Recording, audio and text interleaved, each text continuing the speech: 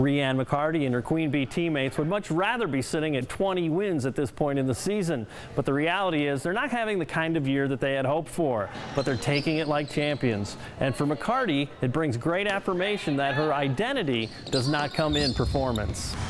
In sports are like so much we think like our identity is in our sport that we play. Like I'm a basketball player, but no, that's not like necessarily true. When you come to college, you realize the type of person you want to be. And I'm a student, I'm a nursing student, I'm a Christian.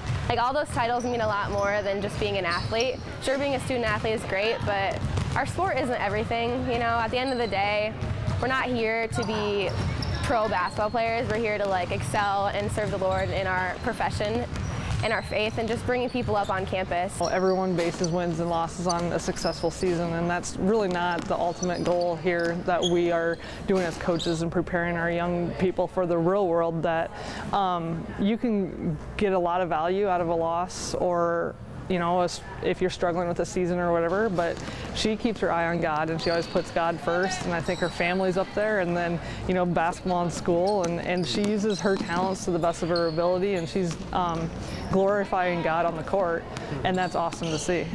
There are certainly high hopes as the Queen Bees anticipate what next year could be all about. Reeann McCarty's senior season, and as she thinks about her final go-around in competitive organized basketball, faith and leadership are front and center. Oh, I think life's kind of just a little bit about like little victories here and there. Like, I don't know, you've been to our FCA huddles on Thursday nights, just like, I don't know, gathering and in fellowship with people. I think that's a big victory. Just like college kids on campus realizing the bigger picture. And I don't know, just like in your daily life, like when you do good on a test, that's a good victory. Like, I don't know, it's not just all about the wins on the basketball court, it's translating it into real life things.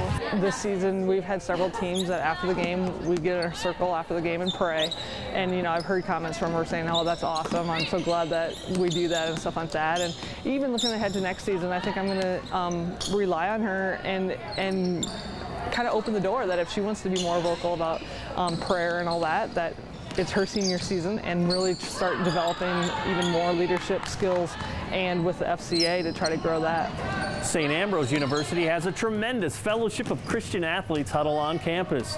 Are you ready to start FCA at your college, high school, or middle school? To find out how, get a hold of me or check out our website at illowafca.org.